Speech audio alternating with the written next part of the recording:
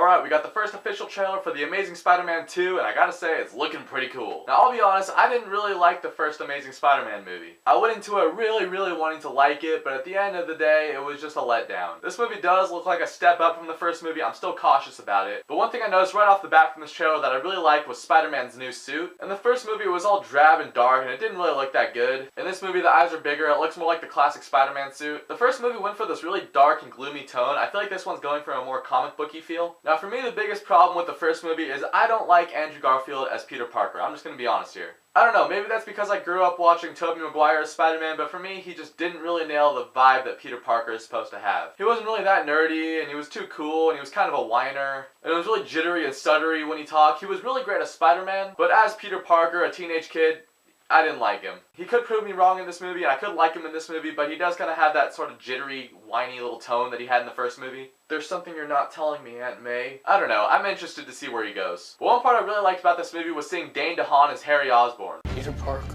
Harry Osborn. You're gonna want to see this. Oscorp. Get you under surveillance.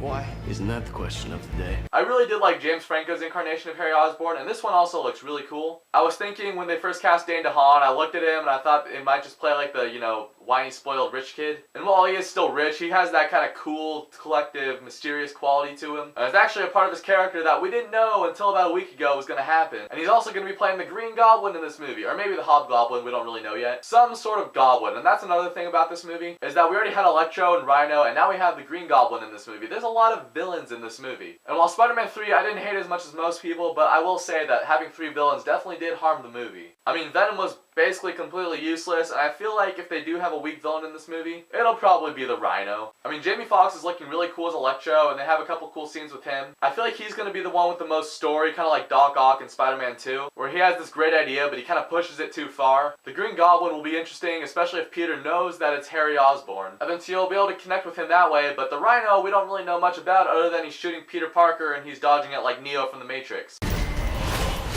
A lot of people are complaining about the Rhino's suit, but I never read the comics, so I don't really care that much. I mean, as long as it looks cool. I mean, shoot, look at Bane in The Dark Knight Rises. That looked nothing like Bane in the comics. But it worked for the movie, so I think if Mark Webb thinks this is the best way to do it, then fine, let's see how it goes. This movie looks really cool with all the action. I'm a little worried about the script. They cut Shailene Woodley out, even though they were pretty close to finishing the movie. But Emma Stone is great. I don't really think you need 2 love interests. But still, I can't say I'm not worried about it. Norman Osborn's also in this movie. There was some theories that he was actually going to be the Green Goblin.